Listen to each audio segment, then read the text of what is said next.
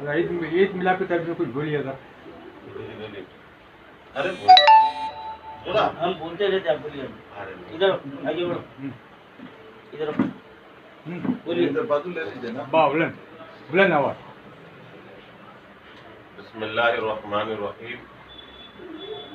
आज all India सूफी उलमा council की जानिब से ईद मिलाद तकरीब का इनेकाद किया गया।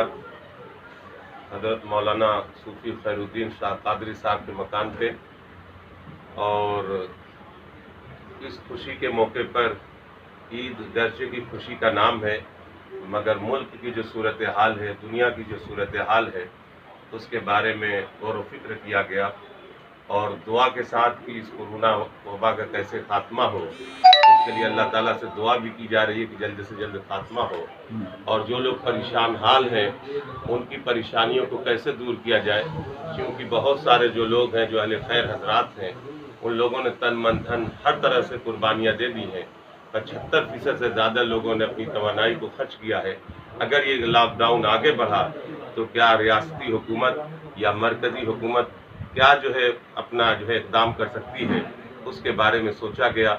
और समाज के जो मुखय्यर हजरात हैं या समाज के जो अहले खैर हजरात हैं, उनसे किस तरह से जो है आगे के लॉकडाउन में किस तरह से मामले को आगे बढ़ाएंगे, कैसे लोगों को माजूरों और मजबूरों को किस तरीके से उन्हें सही रखा जाए, उसके बारे में तबादला ख्याल किया गया। और ऑल इंडिया सूफी उलमा काउंसिल की जानिब से तमाम जो है आलम इस्लाम को और तमाम हिंदुस्तानियों को ईद की मुबारकबाद पेश की जाती है। शुक्रिया।